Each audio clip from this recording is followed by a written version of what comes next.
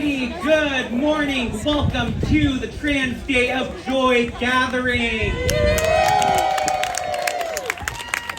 My name is Voltatran. You can call me V. All my friends do. I use she, her pronouns, and I'm so excited that you all have decided to get up early on a Saturday morning and be here. And I'm so thankful that you made that effort. And as we continue, feel free to come on in. Feel free to go up onto the balcony. There's an entrance right over here by the UU quote wall, I believe. And in addition, there are bathrooms in that very front building. So without further ado, we're going to get started. So in my work as a trans health educator, as my work within the community, what I often find most urgent is that there's often a lot of lack of education, and if there is some education, it is often rooted in a lot of scare and fear and panic. So next Sunday is the Trans Day of Remembrance, which is a day that has been observed since 1999 to honor victims who have been lost to anti-trans violence. As one of those only trans holidays, it's often very disparaging and often very sad that one of the only opportunities we have to have community members come together is to mourn. And that is a very real reality for many, many trans community members. But on top of that, what I think is often lost sight of when we only focus on the hardships and the negativity is that there is a lot of joy to be had. There is so much that I find, there is often so much that I find myself looking forward to, even when things are challenging. I will begin just by sharing a little bit about who I am.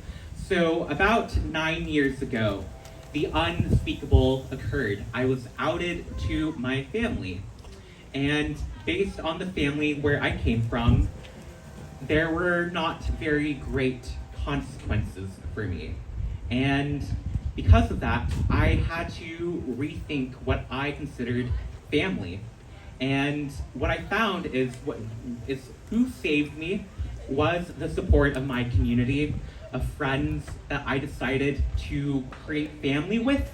And I will also emphasize that without my dad, without my older sister, I wouldn't be here. We know that for trans youth, and we know that for LGBTQ plus youth as a whole, one of the greatest predictors of success is having support from their family and friends.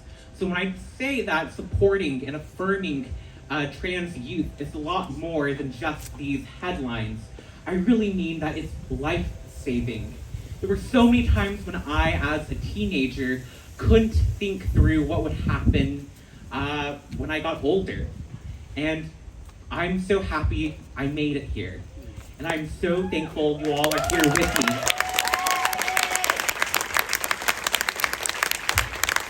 All right, so as we get started, I am going to turn this over to Tammy Brown, the artistic director of the Contemporary Theater Company. Because of her, we were able to use this gorgeous space. So please give it up for Tammy Brown.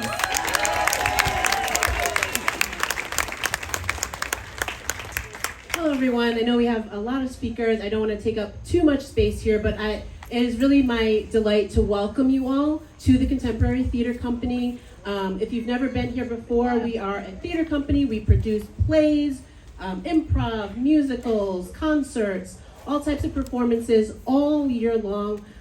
So please do feel like this is a space that you can take ownership of and feel welcome in anytime. We have classes all throughout the year as well. And we treat this space as a community space. So we're just delighted to share it with you all. Inclusivity, kindness, joy, those are core values of the Contemporary Theater. So we're just really delighted to welcome you all today. If you have any questions about the theater or would like to take a tour around, find me and I'm happy to show you. I think that's all I have to say. Thank you so much for being here. So, the first speaker I'm going to bring up for you all is a very dear mentor of mine, and without him and without his endless work, we would not have the same policy and advocacy strides that we have here in the state of Rhode Island.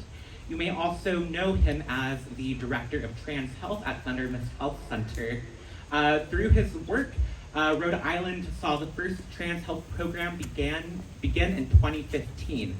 So without further ado, I'm going to welcome to the stage up here, Jay Watts.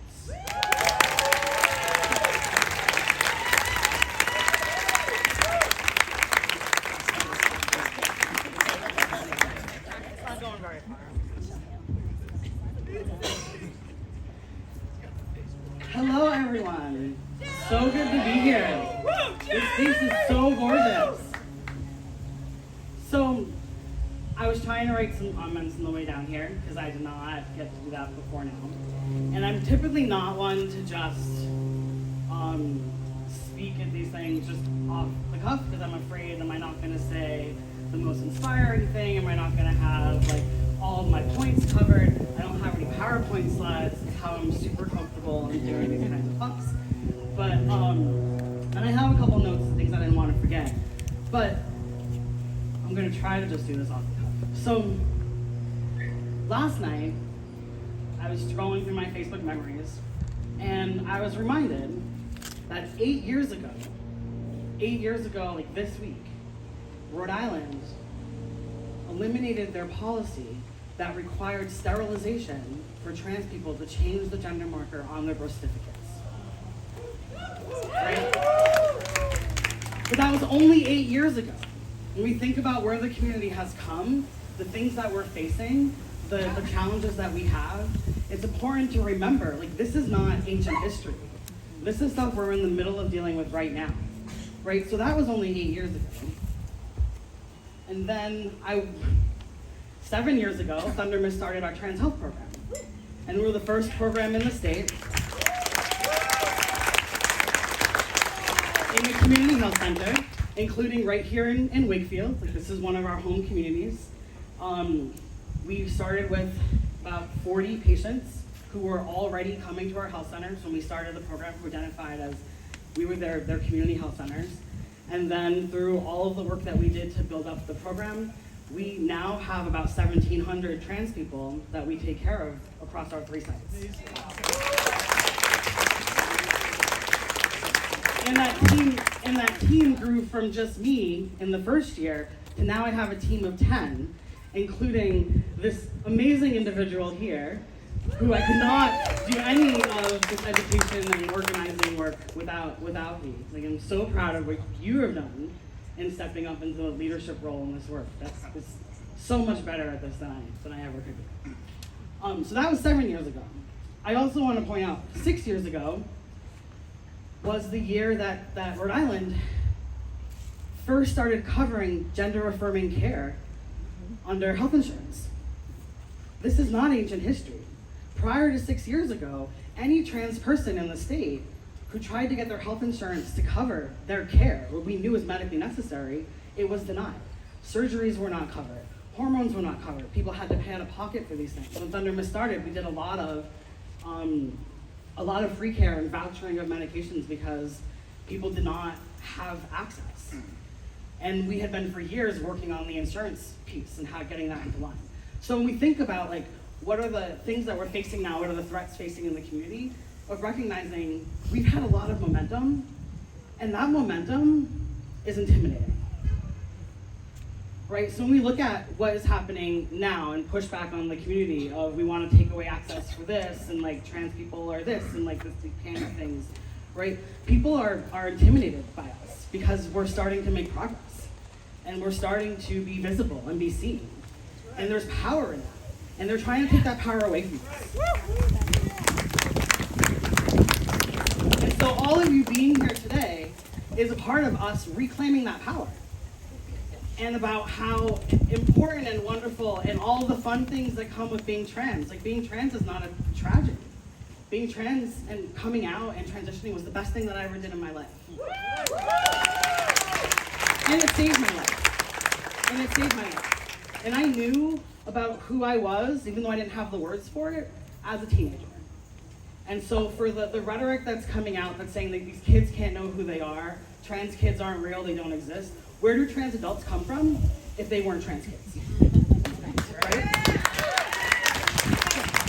What we have access to now is better medical knowledge, more community support, and allow these young people to come out at a time that is developmentally appropriate for them versus living a lifetime as someone else and then coming out later having like a second life or having that moment later if they get to the place of being able to do that.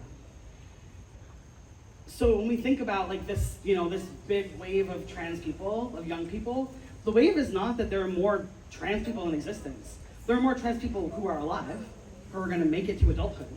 And that's because we're supporting them as children. It's really, really simple. It's really, really simple. And I want to just give a couple more notes. I know they said I only had 5 minutes, but I'm gonna just keep talking and you all are just gonna allow me to do that. I've earned it. So I've been doing the advocacy work in this community. I came out, I don't like to think of myself as an elder, so I appreciate that we reframe that as mentor. Because I came out as trans in 2004. I started my transition and hormone therapy in 2005. There was no place in Rhode Island I could go for that. I had to go to Boston. And I was able to get to Boston and to do that because I had health insurance that covered me seeing a specialist in Boston. I had a car so I could get there. I had sick time so I could take the day off because it's a day trip if you live in Rhode Island and have to go to Boston. It was like, and I could afford the medication, right? There are a lot of privileges that I had that allowed me to access care that my friends were not able to access. And I carried that forward with me, and we tried to take care of each other and created family and helped each other see what, how to build resilience and strength in that connection with each other, because we couldn't get that from our families, right? Something that's really unique about like identity-based oppression and to folks who are around like queer and trans is that in all likelihood, you're the only one in your family who has that identity. And so in other types of experiences, not always, but oftentimes there's like family knowledge that can get passed down. When folks within a family like share an existence and share a common history of being able to share that resilience. When you're the only one in your family who comes out, you're the only trans kid, you're the only queer kid, where do you find that family and resilience? Like your family may be supportive, but how do you get connected to history? How do you get connected to community to find the people who will innately understand and help to teach you those things? And we do that by being visible, by finding each other and having spaces like this. And that's why it's so, so important in building the strength of the community that these spaces exist. Because we know that the mental health risks of this community are high, right? But they're not high because like it's depressing to be trans. It's high because it's depressing to be trans and to be barraged with messages that who you are is not okay.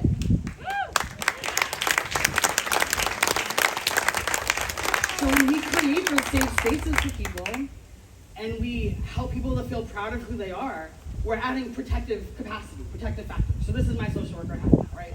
We're adding like protective factors across the community that help to buffer people from those messages. And then when we think about that, the other things that are important are like community visibility, having like identified trans leaders who are visible in the community so someone can say, wow, I don't want to be like that person when I grow up, right? Like there were no trans people, trans men older than me that I knew when I first come out in the area. Like they would find people across the country. We used, long before Facebook and Tumblr and Twitter, we had LiveJournal and AOL chat rooms. And that's how we made community and found each other. I forgot where I was going with that.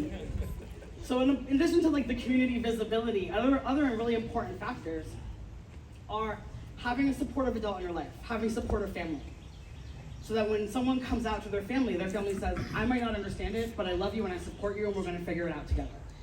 That's the number one most supportive factor like the number one most important thing that you can do. And if you're not that adult, then it's not like your child who's coming out and needs that support, you can be that adult for someone else. Because the next most important factor is having other positive adults in your life who will be there to take care of you. So when we provide those factors, like being the supportive parent, being the other supportive adult in the community, having visible members of the community, having communities that provide support, and then laws that protect us, those are the things that we can do to buffer and protect against this anti-trans rhetoric that's coming forward, that is really just about people being scared that we're making progress, and that we're here, and that we're not going anywhere. So thank all of you for being here so much. I'm so happy, like the folks that you're gonna hear from today, I'm so proud of the leaders that we have in our community who are stepping forward, and it's a really beautiful day. I was so worried about the rain, but like, you know, things are working out pretty good for us today. This is a pretty beautiful day from November, right? Am I wearing shorts in November? And Island? But thank you all so much for being here, and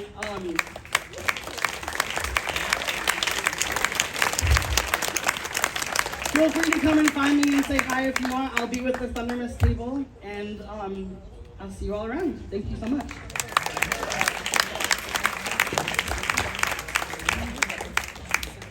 All right, that was Jay Watts, Director of Trans Health at Thundermist Health Center.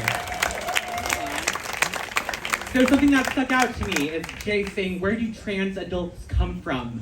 They come from trans kids. And I do want to emphasize, it's okay if a young person doesn't know who they are right away. What young person does? However, I think about what schools were like when I was 3 and 4.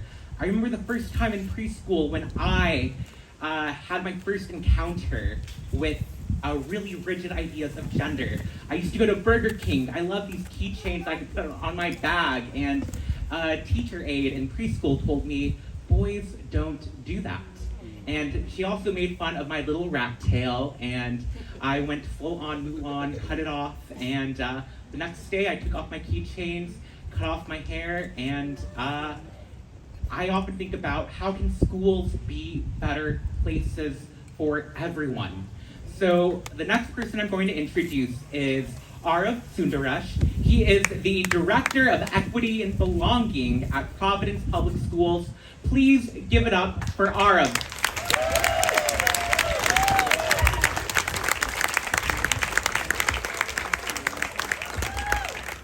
All right, hey everyone, thank you. And thanks to V and to Jay. Yes, I have a lot of gratitude to you both, and I'm always a little emotional when I speak at these things, so just pardon my deep breaths in the midst. But I just want to look around and remind us all that trans people have always been here. We are here now, and we will always be here. And I just really, really want young folks to hear that. No matter your race, your ethnicity, our truth and existence is undeniable, and we need to celebrate that. So thanks everyone for being here. So we mentioned that I'm an educational leader. I'm also South Asian, I'm trans, and I think a lot about schools. And so I just want y'all to imagine right now the power of education for liberation. Schools shouldn't exist to tell someone that that's not how a boy should be. They should not exist to hold us back, to create self-doubt, or to restrict our futures. Imagine instead schools that embrace young folks from the youngest ages until they graduate and beyond for who they are, for each child, and help them actualize themselves, help them self-reflect, help them grow, help them learn. What does that look like? To me, it looks like schools where teaching is based in truth, where young folks see themselves and see their gender identities and their sexual orientations reflected accurately in research-based, medically backed health education, where young voices are respected, conflicts are addressed through restoration, and where we all feel a palpable commitment to building understanding across all of our differences. Not so complicated, right? All those things. So in my role, I'm blessed to work with a lot of young leaders. Some are trans, some are cis, some are queer identified, some are straight, and every single youth leader that I work with agrees on the importance of their basic rights to express their identities and to feel safe in schools. And these rights must be met in order for students to learn, in order for them to be able to engage with their academics. And we know that they learn best when their identities are affirmed. And I really believe strongly that schools have a responsibility to ensure that students feel safe to be who they are. And trans students, of course, are no exception. When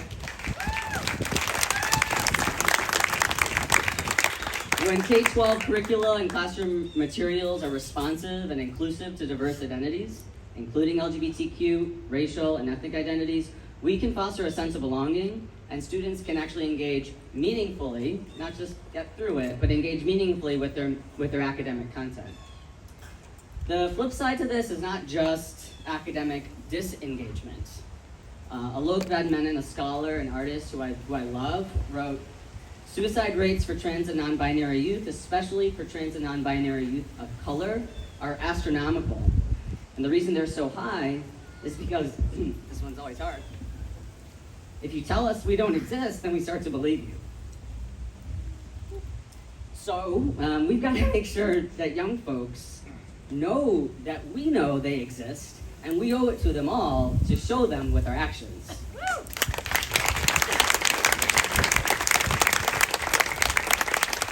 There's a lot of data related to LGBTQ youth and students that can be scary, and it's real. And it's harder, though, to measure the impact of affirmation. But this is what today is about. And I just want to tell you, like, I have such a clear memory of one of my students sprinting down the hall to me, and he had just updated his name and his gender markers to affirm his gender identity. And he said, "Mister, but my name is finally right." Great. It should, yes, thank you, right? It should, it sounds simple, but, names in so many ways can claim our existence. And for that kid, suddenly, he didn't have to deal with the dysphoric moments of hearing his name incorrectly when the teacher called roll, or when at the beginning of each term he had to correct his name, or when he received his report card every quarter. That was just kind of taken care of. And so now, right, he can just live with one less burden. Not every burden is gone, but one less burden as he navigates the other challenges in his high school experience. So anyway, with all that in mind, I've got a few asks for you guys. Okay? Look at this. Number one, a number of Rhode Island schools are already engaging in this work, and countless teachers and administrators are leading efforts to protect and affirm trans and gender expansive kids. Please support them vocally. Advocate for resources to sustain these efforts. Let them know they're doing right by normalizing gender diversity and embracing their students. And ask them to strategize around recruiting more racially diverse and gender diverse staff and to support educators from historically marginalized groups so that they stick around. Second, listen deeply to the young people in your lives. Our tweens and teens have weathered a lot these past few years, and they aren't messing around. Challenge assumptions you hold about them, listen to their needs, and take them seriously. And really the same is for younger children. We know that young folks start to develop their sense of gender identity by age 4, but when stereotypes are reinforced, more rigid thinking develops, children learn to conform, regardless of their authentic sense of self and regardless of their authentic gender identity. So there's a precious window that can either honor our kids' experiences or shut them down. And I don't know about y'all, but I want to honor them. So these topics are important across all grade levels, not just for secondary schools. And then lastly, Jay mentioned some of this history. hold your districts accountable because, right, in 2001, Rhode Island was the second state to adopt non-discrimination protections for gender identity and expression. And in 2016, we, following federal and state guidance, districts across the state implemented policies to protect against discrimination for trans and gender expansive youth. But policies are one thing and practices are another. And so we need folks speaking up and making sure that we're protecting all kids and holding up these policies. Right? So those are my 3 asks. And I really believe, right, kids are okay, they're doing fine, but they need to know that we're here and that we're behind them, we're gonna lift them up. And there's a whole lot we can do to kind of dwell on the stuff that's not working, because there's a lot that's not working, but it's equally important to take these moments to come together and commit to coming against those injustices while celebrating each other. So, thanks for being here. And we'll talk soon. That was R.M. Sundaresh. He is the Director of Equity and Belonging at Providence Public Schools. I want to quickly turn your attention, Magnolia, Evan, Sarah, will you wave? Because of these young people, South County saw its first Pride this summer, I believe. Last summer, 2 summers ago. I can't do math. Schools were not good for me. And behind them, you know, Arv said something about how with trans people, our futures are so often restricted. Well, behind them, you have an activity of a timeline of trans joy. So please, I encourage you to come take a look and add your own additions to it. Give them one more round of applause. So, if we're thinking about how we just not only focus on policy, but also practice, I want us to think really hard about who are the people who make this happen.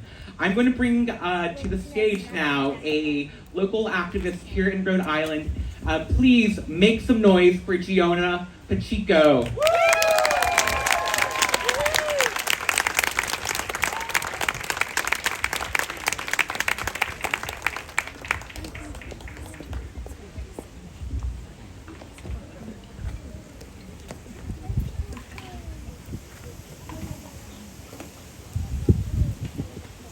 Everyone. It's always so wonderful to see so many people come together like this to support our incredible trans community. Because we all know that Rhode Island is an affirming place filled with love and acceptance, and we're not about to let that change.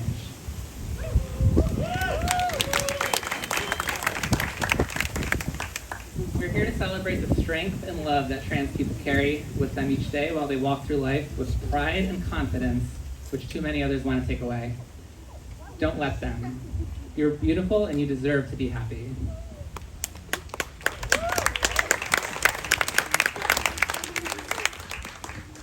My name is Giona Pacheco, and today I'm here speaking on behalf of myself. Though if you're not already, I strongly urge you to get involved with some of the terrific organizations here like LGBTQ Action, the Women Project, or Queer Pact, or one of the many others that are here. For me personally, I always knew that I was trans, whether I knew the right words or not.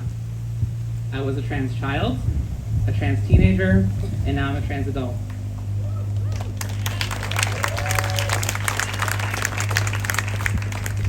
But I used to be afraid to say those words and what others would think about me. So eventually I tried not to be and presented myself a little differently. I even ended up joining the Navy and serving on a submarine for 6 years while only men were allowed to serve on submarines. So that was kind of an extreme twist in my life. Now I'm very proud to have served this country, but I quickly realized that there was a reason I felt out of place. I wasn't being true to myself and I was no longer comfortable with that. So I learned how to say that I am a proud and beautiful woman.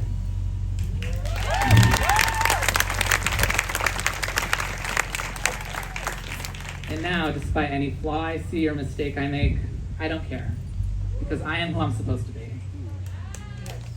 That's why I'm here today, fighting for me, fighting for you, fighting with you. There is nothing wrong with waiting until later to live your truth if that's right for you, or taking a step back before you leap forward. But there is something wrong with a world that will not let you thrive as your true self from the start, where you don't feel safe enough to live your life in a way that's really no one else's business but your own.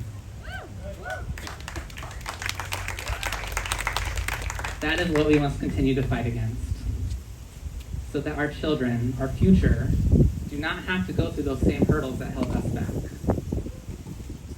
I want to ask everyone here just one thing. Be a positive force in someone else's life, so that they know they can be themselves and trust you not to judge them. Do not challenge or make light of who they are. Believe them, accept them, and help guide them if that is what they need you to do. And if you're trans, non-binary, or queer, or anything, you endlessly inspire me. All of us are worth fighting for, and keep being fabulous because no one is going to bring us down. Thank you very much. Thank you. That was Giona Pacheco. All right, and what I find so integral to sustaining this movement is knowing that there are wonderful people out there at all angles, making sure that our rights continue to be protected. I'm going to introduce to the stage right now Executive Director of GLAAD, GLBTQ Legal Advocates and Defenders. He is here with his family, and he's going to provide a lot of expertise because he is brilliant. Please welcome to the stage Jansen Wu.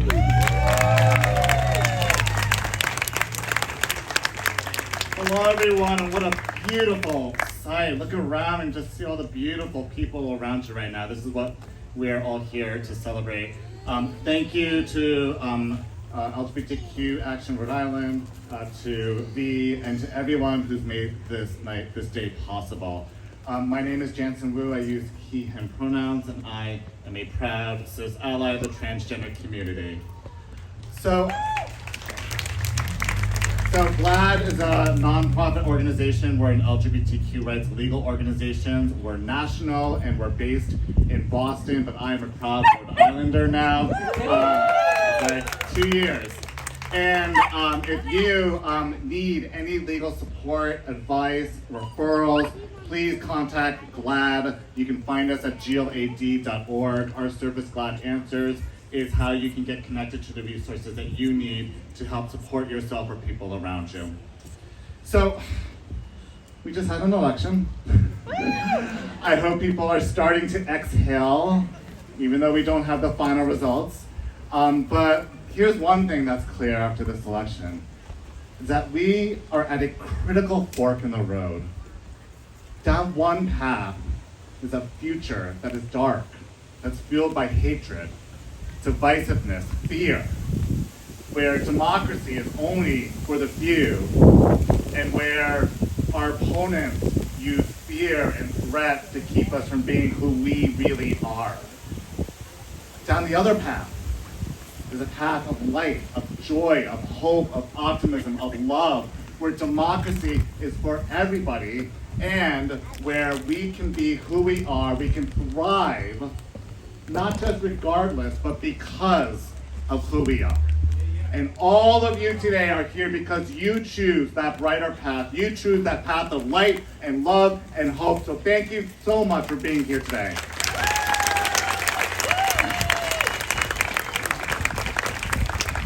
And it's not enough. It's not enough. There are people who are not here today. There are people who need us to bring them down that path as well if we want to create the future that we want to live in. And that's what I wanted to focus a little bit about today, is how do we engage others? How do we lead others down that path of light and joy? And I wanted to start by sharing a story about one of GLAAD's cases. So many of you may know that Alabama was one of the states to pass a law this year criminalizing gender-affirming health care for transgender youth with penalties of up to 10 years in prison. GLAAD fought back and we sued them in court, representing courageous families, courageous medical providers, and clergy, and we sued them in the District of Alabama. And we pulled a Trump-appointed conservative judge.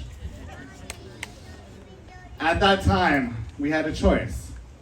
We could have dismissed our case, walked away, or we could have fought back by engaging and by leading with the truth and with facts, and that's what we chose. We had a 2-day hearing in court just a few months ago in front of this Trump-appointed judge, and we had our brave families speaking from the stand, talking about how this law was going to devastate them and hurt their children. We had the healthcare providers talk about how this is best practice and life-saving medical care. We had our experts talking about what is actually fact and what is actually truth. And a week later, that Trump-appointed judge issued one of the strongest decisions and victories for us, affirming that gender-affirming care is real, it is important, it is life-saving, and it is constitutionally protected.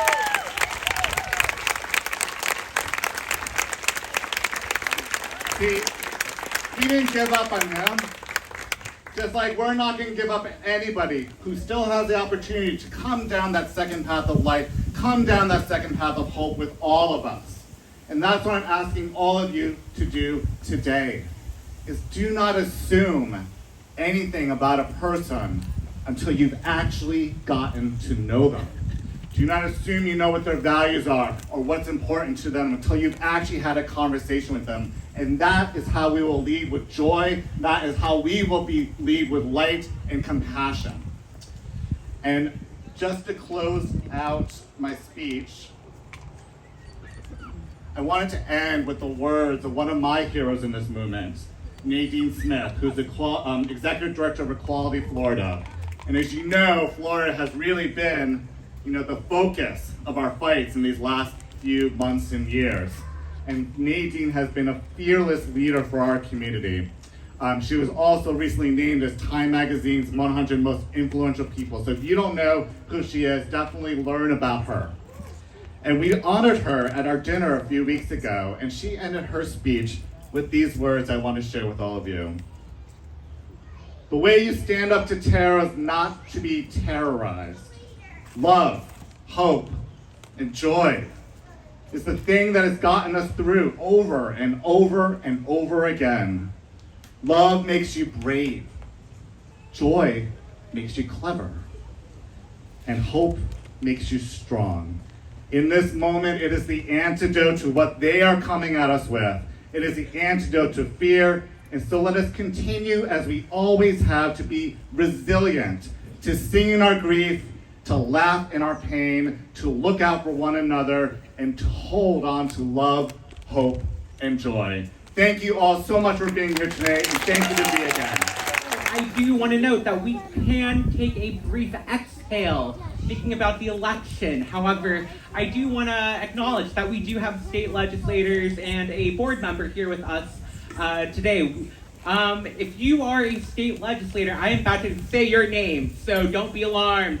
I want to really thank Senator Don Oyer, Senator Melissa Murray, Senator Megan Coleman, Senator Jonathan Acosta, Senator-elect Matt LaMountain, Senator-elect Mark McKinney, and North Kingston School Board member Jennifer Lima. We need to continue ensuring that Rhode Island stays a place of equality and freedom. So, the next person I'm going to bring up is someone who I met many years ago when I was working at Starbucks, and I often saw them come in as a young person. And I am really delighted that they are here with us today. And please give it up for case manager at House of Kodak, the first shelter in Providence for young people. Please give it up for Rowan Alvarez.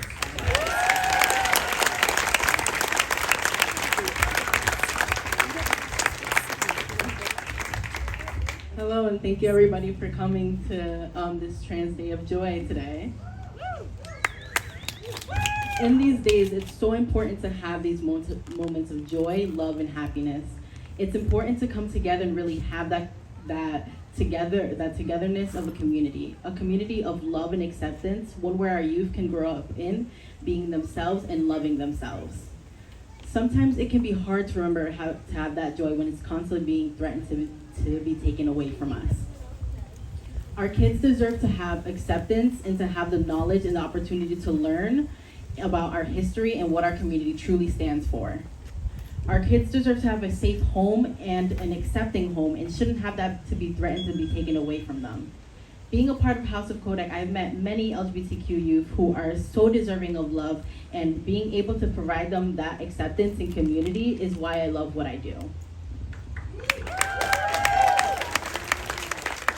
Supporting and learning about organizations like House of Kodak, Rhode Island's first youth homeless shelter in the state. Supporting organizations like Thundermist, who have created trans spaces where our community can turn to when they need help, is one of the many ways to uplift our youth in the community. We fight every day for a voice, but I want our youth to know you always have a voice.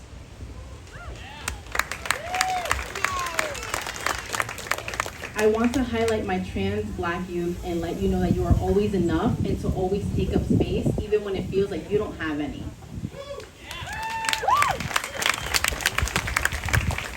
And I also want to emphasize how important it is for our community to uplift the voices of our Black, Indigenous, trans people and our Black, Indigenous, queer people as well, for our stories are very important.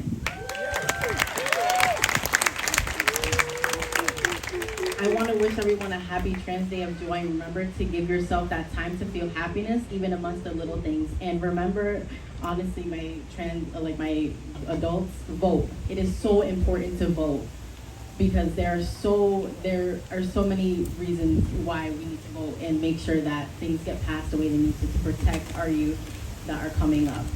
Thank you.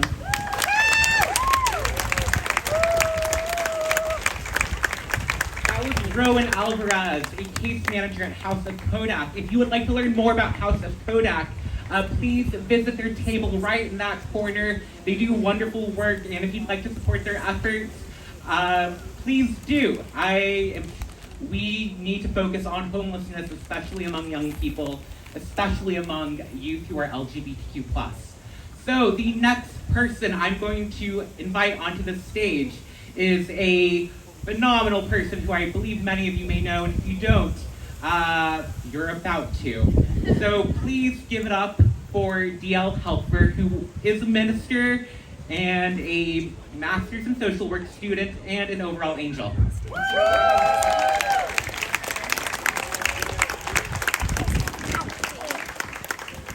Hey, it is not often that I feel shy with a mic in my hand. Most of you know that. But it's because there's so much love in this room, so I really want us to completely pause for a minute and just look at each other. And just take in the amount of love that's in this room. Really do it. Turn around. Look at each other. So one of the reasons I went back and got a social work degree is because I saw so many queer youth and trans youth that were struggling, and I wanted to figure out, is there more ways to be of support? Because our world has not historically helped them. And when I thought as a minister what to say to you today, I decided I want to go back to scripture and tell you that we've been doing it wrong for a really long time. That's right. I'm a Unitarian Universalist, I have to tell you this. So here's my quick story. When I came out as trans, I kept hearing people say, "You're so brave," which irritated me to no end. There was nothing brave about what I was doing. I had known I was trans since 7, and I was going through transition at 40. It would have been so much easier even then to stay happily and safely repressed in a female body that did not fit me at all. But at least the world would understand and not judge me. But it turns out I was wrong, as I often am, and that claiming one's true self in a world that does not accept them, has not historically accepted them, is an act of bravery.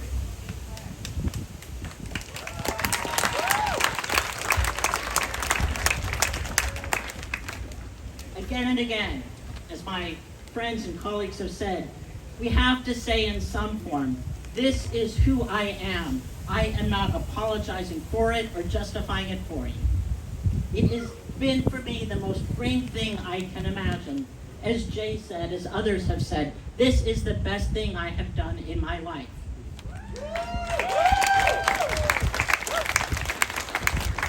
And here's the theological fun fact. This is exactly what the Bible tells us to do and always has. And here's why I say that.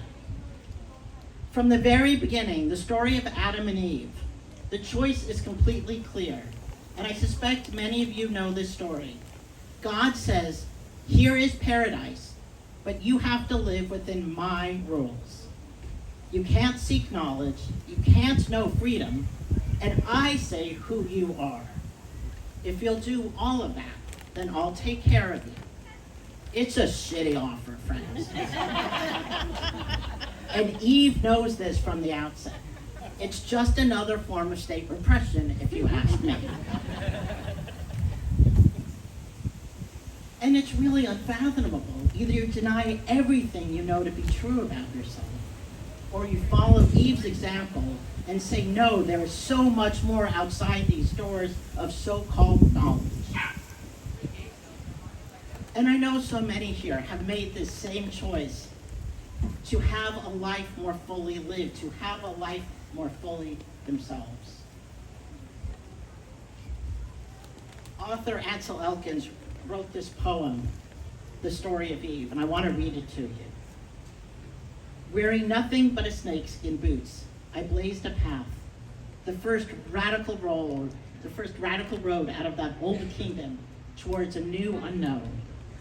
And when I came to the flaming gates of burning cold, I stood alone at the threshold between paradise and earth. And then I heard a mysterious echo. It was my own voice singing to me from across the forbidden side. I shook awake, at once alive in a blaze of green fire. And let it be known, I did not fall from grace. I leapt to freedom. And that is the freedom I want for us all.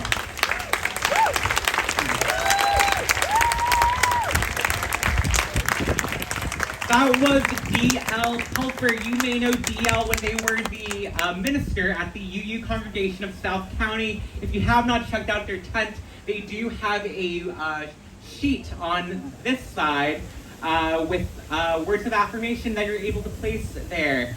So thank you so much for being here. The next person I am going to bring to the stage is a very, very wonderful person who I just met the other night. And when we think about what it means to be an ally, some people also think about what it means to be an accomplice, to be actively trying to undo the harms in our world and in our schools and transform it towards something much more brighter.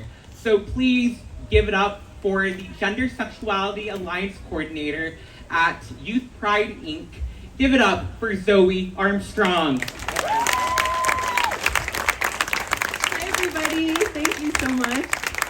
We got a beautiful day in the end. How's everyone feeling? Awesome. Yeah, I'm sweating a little. I had to take a layer off. It does not feel like mid-November. But I'm so glad to be here. Like V said, my name is Zoe Armstrong. I use she, her pronouns, and I'm the GSA coordinator at Youth Pride, Inc. I'd like to open up my remarks by sharing a little bit of gratitude. I'm so grateful to be here today in celebration of Trans Joy. I'm grateful that you all are here and that we can be in joyful community together. And more than that, I'm grateful that you exist. Each of you, but especially the trans, non-binary, and otherwise gender non-conforming folks here today, I'm grateful that you exist.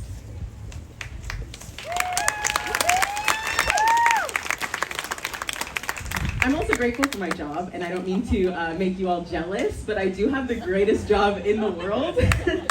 As GSA coordinator and center staff at YPI, I basically get paid to hang out with amazing young people, listen to them, and create space for them to be their funny, weird, brilliant selves, and then just get out of their way. It's amazing and it's rewarding, and I gain and learn so much from them every single day. I was recently talking to a youth who comes to our center, who's trans, and they said that they love coming to Youth Pride because it's one of the only places where they are treated as a human and accepted for who they are. And what they said was, and I'm quoting, "Honestly, it's all I could ask for." Of course, I was happy to hear that they felt accepted and welcomed at Youth Pride, because that's why we're here. But my initial reaction when they said that was, no, that is absolutely not all you can ask for. That's the bare minimum. To be treated as human, I mean, you can ask for way more than that, and you should ask for way more than that. If trans youth are asking us to be treated as humans, those of us who call ourselves allies, myself included, are failing. Being an ally is not about tolerance. It's 2022, and we're in Rhode Island, okay? I mean, we're beyond that. This is a place where we can all agree that everyone is welcome and should be affirmed and has equal opportunities, right? So tolerance and basic respect should just be a given. Sometimes I think we become complacent because we hear about the extreme anti-trans activity happening in Texas and Florida, and we think, thank God that's not us. Like, thank God we're Rhode Islanders, that would not happen here. We're better than that, right? But we stop there. And we shouldn't pat ourselves on the back for simply not passing horrific anti-trans legislation, because when we do that, we allow the antis to drag us backwards and to lower the bar.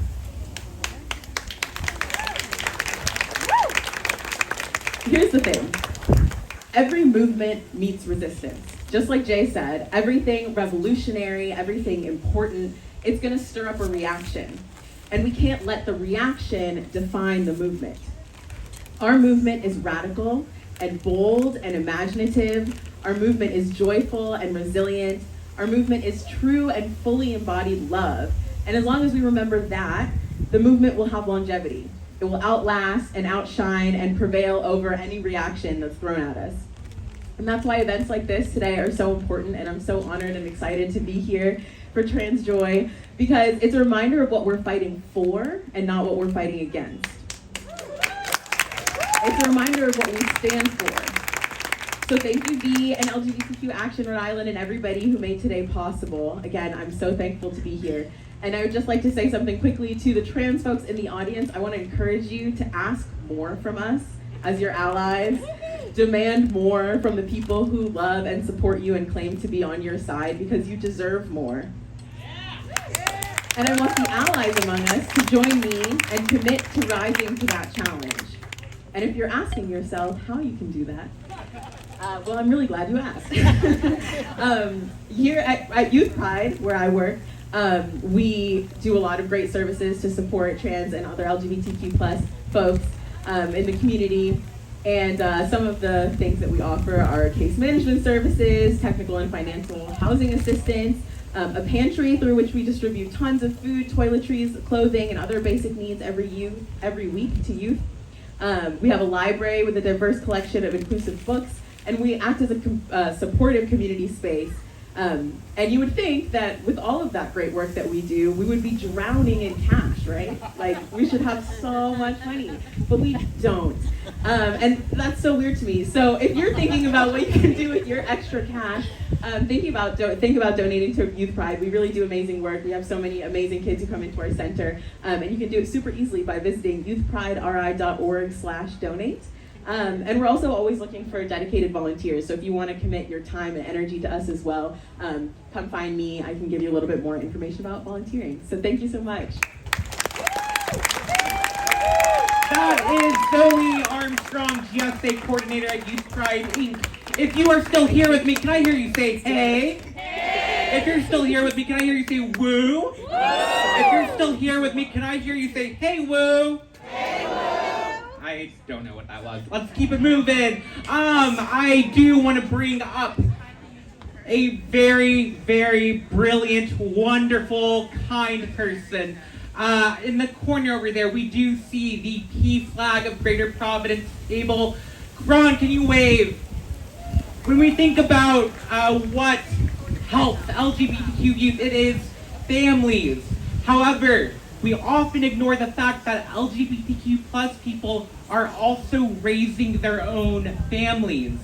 And I am so delighted to bring up to the stage SOARworks and disability advocate at Sojourner House. Make some noise for Evan Jones. Hello, thank you for having me here tonight. As V said today. I don't know, I feel like I'm back up on the stage in my comedy days. Okay, I'm Evan Jones. I am the SOAR Disability Coordinator at Sojourner House. We serve victims of domestic violence, sexual assault, and human trafficking. We were the first agency to begin providing support specifically to LGBTQ identified survivors. We were the first agency in the state to have an LGBTQ specific shelter, and I actually started at Sojourner House working in that shelter and working with the LGBTQ and mostly trans community. I myself openly identify as a transgender individual, and that means my gender identity does not match my sex assigned at birth, if you were wondering. But like many people, I did not grow up with any accurate information or true understanding of what it meant to be trans or any LGBTQ identity. In fact, I grew up in an intentionally anti-queer environment, and as a teenager and young adult, I took pride in attending anti-LGBTQ demonstrations and protesting against queer rights of those in my home state of Indiana. I supported national restrictions on the rights of queer people, and I held a deep disdain and distrust for my own community. And when I did finally admit to myself that I was queer and later transgender, I did so begrudgingly. And you probably doesn't remember, but Jay was actually there the first time I really admitted to myself that I was trans, and I bawled like a baby because I felt my life was over and I had nothing but misery to look forward to. I believed the words of my mother when she asked me, "Who will love you now?" I did not believe that there could be joy in this trans life, and had almost resigned myself to this lie. But the study of queer history, and especially trans and gender nonconforming history, saved me, because I found so much joy in our history. I'll just tell you a few bits. I found joy in learning about the indigenous people of this land and how they saw gender so differently, with the majority of Native tribes and First Nations recognizing an average of 3 to 5 gender identities. And even today, most First Nations and tribes have adopted the term Two-Spirit, allowing indigenous people some connection to their roots. And I grieve for what we lost with white Western colonization. But still, I find joy in Mary Jones, a black transgender woman who was born in 1803 and often arrested and harassed for her feminine attire, yet she still wore her dresses boldly and proudly. And she is recognized today as the first openly transgender woman on record in New York history. I find joy in Joseph Lobdell, or as he was often known, the female huntress of Delaware because of his sex assigned at birth. He was a transgender frontiersman who escaped into the woods to find himself one day, and indeed he did. He became a notorious guide and hunter, and he was sought after for his wild stories and his criticisms of the gender inequality in the United States. I find joy in Wiwa of the Zuni people, a talented weaver who lived fluidly between the genders as they advocated for indigenous rights and worked to preserve Zuni culture. I find joy in William Dorsey Swan, a former slave who originated the drag scene in America and was the first to hold the title Queen of Drag, or drag queen. William was also the first individual to ever formally petition the U.S. government for LGBTQ rights, and he did so after being arrested for so-called cross-dressing and petitioned the President of the United States, Grover Cleveland, for a pardon. I find joy in Annie Hindle, who was able to live their life between the genders by performing as a male impersonator, a role that they continued both on and off the stage. And I am sure that Hindle found joy when they enlisted a Baptist minister, unaware of Hindle's sex assigned at birth, to perform the marriage of Hindle and their partner, Annie Ryan. I find joy in the beautiful drag balls of the Harlem Renaissance, which allowed so many Black, Latino, and Indigenous people to express themselves outside of the oppressive and racist binary standards. And the incredible performances of Renaissance sensations such as Gladys Bentley, whose photograph posed in a white tuxedo would become one of the most iconic images of the 20th century.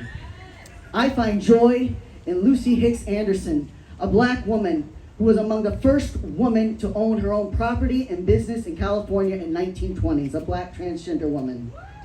I find joy in the smile and light of Christine Jorgensen when her face is plastered across the daily news with the title, XGI becomes Blonde Beauty, Operations Transform Bronx Youth. I find joy in Miss Major as she describes African American ballroom culture in the 1950s, stating, "It was a pleasure, a wonder, even with the confusion. We didn't know at the time that we were questioning our gender. We just knew that this felt right." I find joy in the philanthropy of Reed Erickson, a transgender man born into a wealthy family who used his money and power to fund trans medicine in the 60s and 70s, and whose contributions played a heavy part in the research and science of today. I find joy in Renee Richards winning her battle to be the first professional openly transgender athlete. I find joy in the pace and strut of Marsha P. Johnson and Sylvia Rivera, two trans women of color who rioted at Stonewall when they were denied the right to walk march in the Gay Right March of 1970, denied because they were black and Latina and trans, and because the white gay rights organizers did not believe they should have a place. Instead of standing to the side, Marsha and Sylvia ran out in front of the parade and led the way. Two women who would consistently advocate for transgender rights and queer liberation. I find joy as I watch openly transgender actors such as Laverne Cox, MJ Rodriguez, Alexandra Billings, Elliot Page, Elliot Fisher, India Moore, Brian Michael Smith, and so many more who now grace our media screens and provide a desperately needed representation. I find joy in the appointment of openly trans politicians such as Stephanie Byers, Andrea Jenkins, Sarah McBride, Danica Rome, and others who are changing the political landscape. And because of this, because of those who've gone before, we are able to find joy today, which, by the way, if you'd like to know the resources, I would suggest Transgender History by Susan Stryker, Female Husbands by Jan Minion, Black on Both Sides of Transracial History by C. Riley Norton, and True Sex by Emily Skidmore. But because of those who have gone before, whether recognized by history or lost to the intentional erasure that happens, I am so happy that we can still find joy, especially here in Rhode Island. I find joy in our community leaders, such as Jay and Volta and Julio and Jim and Damien and Reverend Donnie and Justice and so many others who are speaking today and here. I find joy in the many community providers who are serving our community today. And most importantly, to me, I find joy when I wake up on a Saturday morning next to my beautiful wife as our dogs climb over us in bed, and I find joy watching our children trick or treat as I hold a mug that says Dad across the front. I find a lot of joy. Thank you.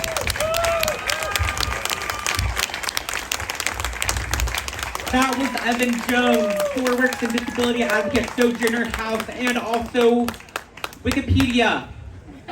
If you'd like to learn a little bit more about trans history and also correct education, you know, a lot of people often frame trans as being new, and well, perhaps the word as we know it is newer, but trans as a prefix, the etymology can be traced to 1920. And if you would like to learn a little bit more, I encourage you to go to the URI Gender and Sexuality Center table, and they do have a lot of information to learn. So thank you all so much for being here. I'm going to call up to the stage next a very, very wonderful human being who is getting up out of their seat right now. I find what they do really brilliant and really regenerative for the community at large. Please give it up for Director of Development at House of Kodak. Please make some noise for Jem. Oh my goodness, that, Evan, I don't know if you're still here, but that was amazing. That was brilliant, and thank you. You've heard a lot of folks speak today, so I'm gonna try to keep it as brief as possible. My name is Jem, I use they, them pronouns. Recently came out as non-binary to my friends and family and community. Really proud to do so. I'm the Director of Development for House of Kodak and one of the original founders of the organization, along with my partner Julio, who's at our table over there. You can give a little wave. We both in our lives experienced homelessness and found ourselves in a position of not being accepted by our family when we came out to them. And so that's still happening today. The majority of the folks that come to House of Kodak, again, Providence's first emergency shelter for transition age youth, ages 18 to 24, specifically on the queer spectrum. The majority of those youth are trans that are coming to us. Majority of those youth are BIPOC that are coming to us. We still have issues in our community with familial acceptance of our young people, and that needs to change. Events like this, communities like this coming together gives me hope for our future, gives our youth hope for our future, and so this needs to happen more and more often. House of Kodak is a 6-bed facility. We are not enough.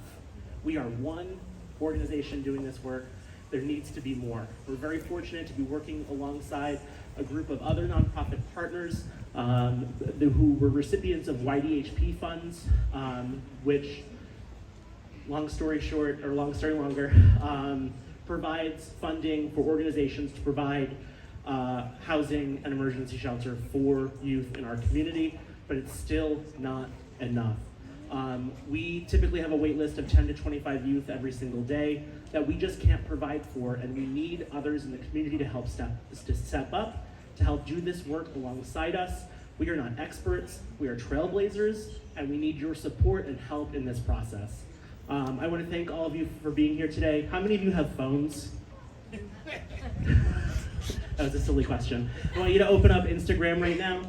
If you don't have Instagram, come on, it's 2022. Follow House of Kodak on Instagram. How do you spell that? HAUSOFCODEC. If you follow a different house, you're not going to get our work. There are some really awesome house collectives here in Providence, but definitely follow us. Keep in touch with us. Find out the work that we're doing. We always have some needs that arise with our residents. We also throw monthly events to help bring our community together, support our local artists, support our local trans and non-binary youth. Thank you for being here today. Have a great day. That was Jem, Director of Development at House of Kodak.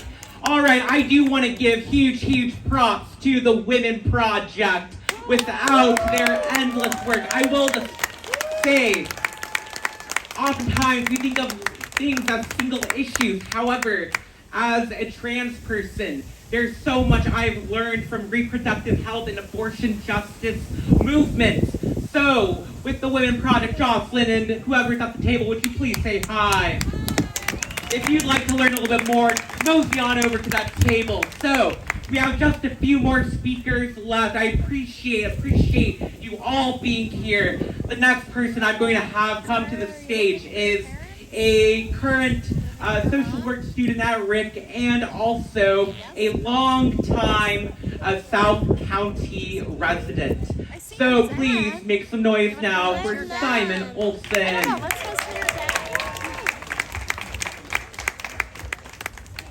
Hello. Hi. I wasn't quite ready yet. Okay. I'm so happy to be here. It's incredible to see everyone. This is my first time speaking at anything like this. So please be kind to me. I am a graduate of South Kingstown High School, class of 2005. I'm also the former manager of Dave's Coffee. Some of you might recognize me from there. I definitely recognize some of you from there. Before that, I've also worked at Shaw's and Belmont and the Alternative Food Co-op when it was still on Main Street. I also worked at the post office in Coventry for a little while. So for those of you trying to place me, it could be from any of those things. I'm also about to graduate from Rick with my master's in social work this May. I've moved on from customer service. So I'm here today not on behalf of any organization or group, but as someone who grew up in South County and transitioned as a teenager. Today, I identify as a proud, queer, transgender man. And I'm just going to share a little of my story, which is so similar to so many other people who have talked today. I first came out for the first time when I was 13 as bisexual, and then I came out as a lesbian when I was around 15. But when exactly I first came out as trans is really hard to pin down. Throughout my childhood and adolescence, I often said that I was a boy, or that I should have been a boy, or that I wanted to be a boy. And I said this at so many different points to so many different people. That process wasn't linear. It wasn't a clear-cut, straight line. It was a long process. During high school in the early 2000s, I was one of maybe a dozen out kids at South Kingstown High School. I was the president of SKGSA, which I love that people have carried on and expanded and grown. And I honestly don't remember when I first asked someone to call me Simon. It was so long ago, and it happened in so many different stages at so many different points. But some of my friends in high school did call me Simon. And something about hearing people call me Simon and refer to me as a boy felt incredible. It felt honest. Today, we have the language to talk about these different aspects of transition. And what I did in high school would now be called a social transition. I didn't know that language, but I was doing it. Back in the early 2000s, transgender people weren't as visible in the media or in the news like we are today. But even without that visibility, without access to the language, by the time I was 19, I knew that I needed to find a way to medically transition. I began transitioning medically in 2006. Back then, as Jay talked about earlier, the landscape of transgender care and the reality that I was facing was very different than it is today. Back then, there was no trans health program at Thundermist, which is amazing that it's here now. And I was not able, because of insurance reasons, to go to Boston to get care like Jay did. So I went to Rhode Health Center in Manhattan. They had a program for trans adolescents, and they took me as an out-of-state person.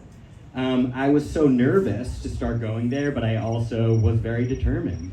My dad took the train down with me from Kingston to Penn Station for my first appointment. My parents, who are here today. Yeah. He was apprehensive and wasn't sure what this all meant, but both my parents knew how much it mattered. For years, I would travel to New York for my checkups, my physicals, to manage my prescription, and when I had unexpected medical needs. It was financially, logistically, and emotionally difficult. I am so lucky that I had the support of my parents throughout my transition. For them again. They let me be whatever kind of queer I was at different stages in my life. And they loved me and supported me and helped me figure everything out. Without their support, I absolutely would have a completely different experience than what I did have and what I was able to get.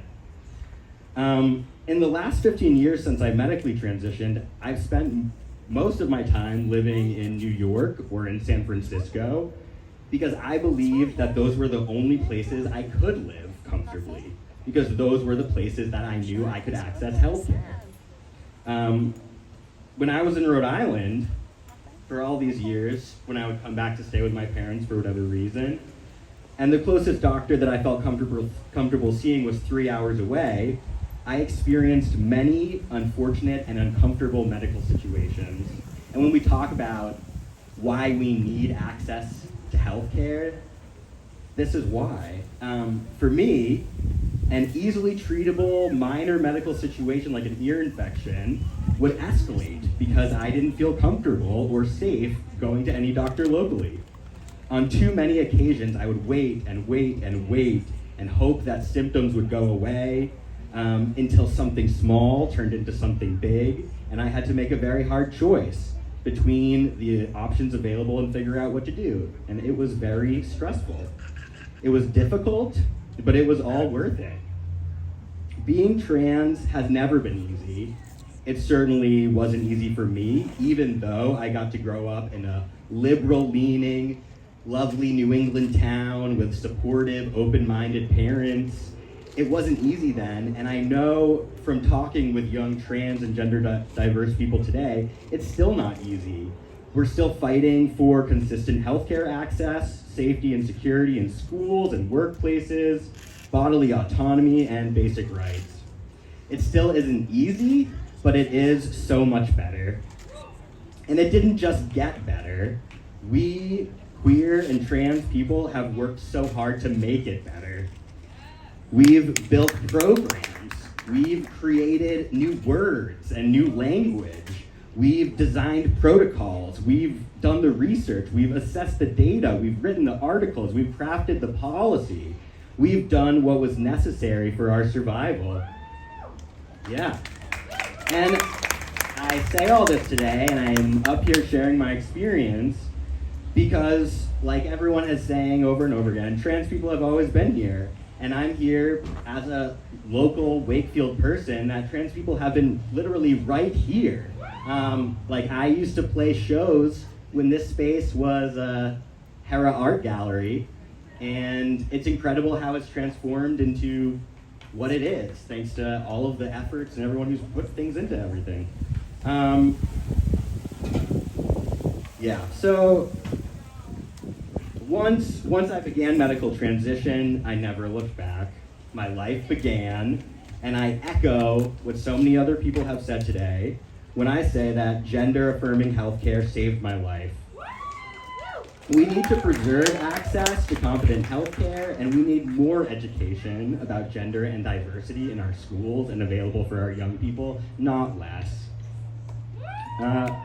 Yeah, it's so incredible to see how many people and organizations are here today. I cannot imagine what an event like this would have felt like for me when I was in high school and when I was growing up in this area. So thank you to everyone who's shown up and put this together. It's really incredible. I'm so happy to be part of it. Thank you. In the State House, ready to advocate at every place in Rhode Island, I want to turn your attention to the Rhode Island Queer Pack. Hi, how are you all doing?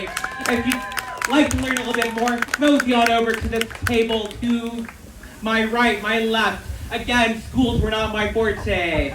All right, so the next person I am going to have come up to the stage is a very, very, very, very lovely, lovely, lovely person. She is doing many things all the time. You may know her as an executive committee board member at SAGE RI, which is Services and Advocacy for LGBTQ Elders, but we all know her as the good Dr. Reverend Donnie Anderson. Thank you so much, and thank you for sticking around and being here for this event today. Now, I want to tell you something. This is a day of joy. And I am filled with joy. Let me tell you why. Because I can affirm who I am. I'm old. I'll be 75 in a couple weeks. And I'm glad I'm old. I'm queer. And I'm happy to be queer. And I'm proud to be queer. And I am transgender. And I am so grateful and so thankful because, as others have said, finally coming out and finally admitting it saved my life. And it gave me a reason for incredible joy. When I was 9 years old, I tried to have a conversation with my mom about who I was. But back in 1956, weren't nobody talking about this, and it wasn't being talked about in my household. And I now understand that at the age of 9, after that conversation, I went into the closet, I shut the door, I bolted that door, and I lived in that room for 6 long decades. It wasn't until I was just about to turn 70 that I finally came out of the closet and told the world who I am. And I'm so grateful for that, and that brings me joy. But I am so happy that so many of our young people have the opportunity to start to understand who they are when it makes sense for them. Nobody's trying to push anybody in any direction. Nobody's trying to make anybody somebody they're not. But there ought to be an environment, and thank God there is an environment developing, where kids can just be kids, be themselves, and let them grow into the people that they were meant to be. It doesn't happen alone. I tell people, Hillary Clinton wrote a book using the African proverb that it takes a village to raise a child. Well, I want to tell you, it takes an army to help a 70-year-old transition. And I am so grateful for the Army, and many of those organizations are here. I'm so grateful for SAVE that looks out for the needs of people in our community as they age, because there are special needs for folks in our community as they age. I'm so grateful for the support of the Rhode Island Democratic Women's Caucus that I'm here to represent as well, and who are glad to endorse this meeting. That organization has our back in the political sphere, and not everybody is always glad to stand up for us, but there are people who do. And you need to be proud, those of you who are part of the trans community, that there were people in our community that ran for public office openly as trans people, because we are going nowhere. And we are here to stay. So I know, I'm almost done. I know that people use the Bible to beat us up all the time. I get that. But I am a minister, and I'm proud of that. And I want to share one verse with you that was written in a letter to the folks at Rome. And here's how it goes. Don't let anyone in the world around you squeeze you into their mold. There's a lot of people out there who have a false concept of gender. They think you're this or you're that, and there is nothing else. That's baloney. We know historically that's wrong. I have better words for that, Alex, but this is a mixed group. I can get away with things at my church I can't get away with here. But I want you to know that you do not have to try to pretend to be somebody you are not, because you think you have to make somebody else happy. Be yourself, be kind, and I'm so glad the folks from the UU Church are here. They don't have the t-shirts on anymore, but they used to have these great yellow t-shirts that had a slogan that said, oh, there's one here, had a logo on the back that said, standing on the side of love. And I love that.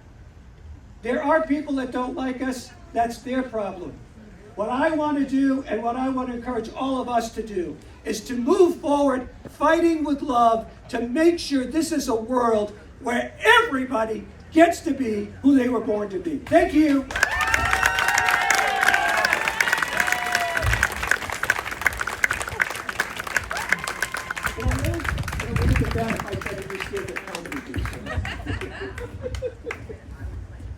All right, that was the good Reverend Dr. Danny Anderson.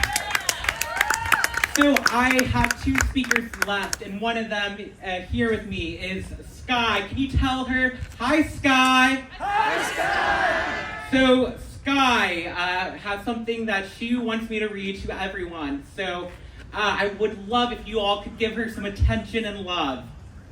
Hi, everyone. My name is Sky Lopez. I want to start off saying how good it is to be with you guys today. Second thing is that I have been out as trans MTF for 4 years now.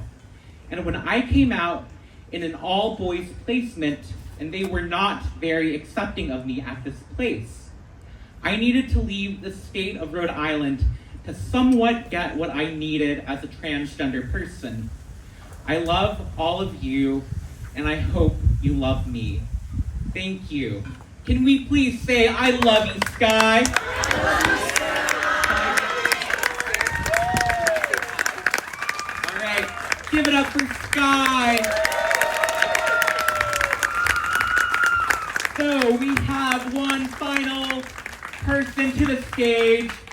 You know who he is. And if you don't, you are about to know who he is.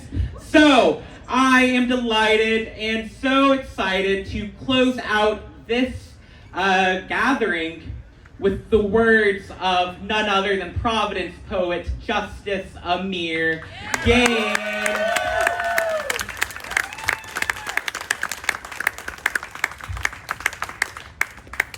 I am so thankful and grateful to be here. Thank you to the organizers, thank you Volta, thank you to hosting us, and thank you all for everyone who's here and who's came through.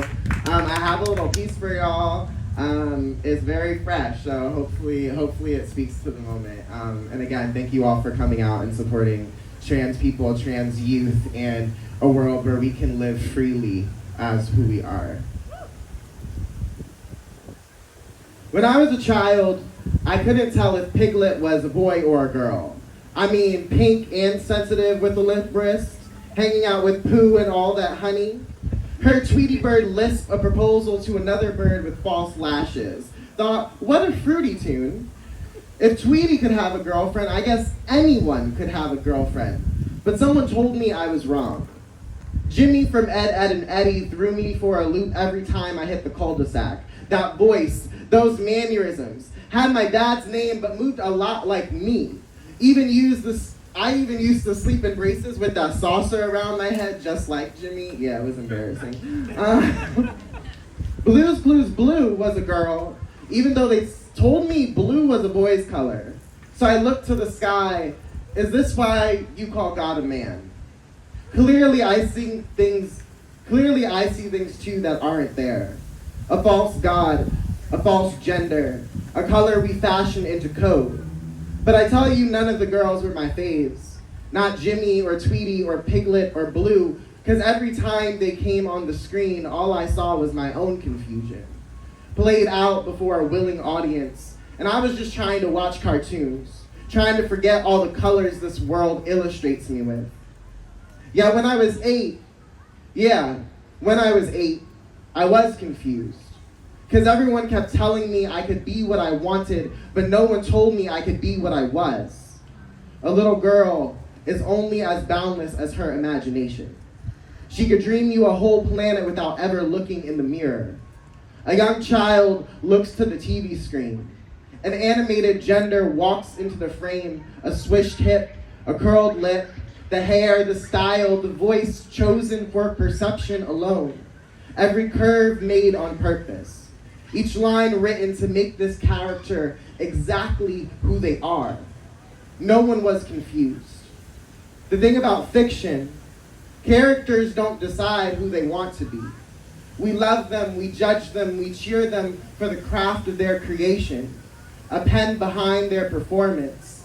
They don't have the fickle dignity of change.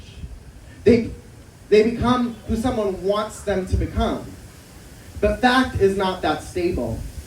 Fact is a world in which the sky is blue and the rainbow is cloudy and the gray reaches to the horizon.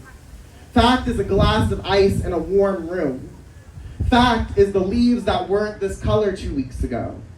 Fact is the question before the answer, the gravity before the hill. You ever rolled down a field of grass just to feel that rush, that motion? Fact is a child watched TV and forgot if she was a boy or a girl or a character someone else wrote. And she rolled down that hill, hitting bruise and bump and grass blade until she fell in love with that momentum. Because she didn't land yet. She's still moving, still in her body no matter how much it hurts. It's still her body no matter how many times someone's tried to take it. I'm not a child anymore. I'm not confused. And tomorrow I wake up closer to a man than I've been in years. Yesterday I drew a woman in my self-portrait. I walk down the street and they can't tell if I'm Tweety Bird or Blue's Clues. This character I am keeps changing, but damn, it feels so good to hold the pen. I watch all my friends write themselves into existence, one scene at a time. And when the credits roll, it will only be with the names we choose. That was poet Justice Amir Gaines, and that means we have reached the end of our afternoon. I want to give a tremendous thank you to each and every one of you. There are so many individuals who I could thank and thank and thank, but above all, thank you for saying that in the face of misinformation and disinformation, of rhetoric meant to provoke, to say that you are nothing, that you do not exist and you do not deserve to. We are all here to say, actually, I do, and what about it? What about it? If you are here and you belong within the trans, non-binary, and gender diverse community, I see you. Even if sometimes it's hard to look at yourself, because I know that's true for myself. But I want you one last time to look at each other, to look at who was here and who continues to be here all around us. If you haven't, I encourage you to meet somebody new. Say hi, introduce yourself, and remember that this is not just about one day. It is about learning that this can be every day, and we need to continue to sharpen our tools. We need to continue to remember that we are deserving of so much more, and we, of course, would not be able to do this alone. And I will say, it does not get better. I hate that. It does not get better. We make it better. We make it better. We make it better. Thank you so much for coming here to Trans Day of Joy. I hope you have a wonderful rest of your afternoon.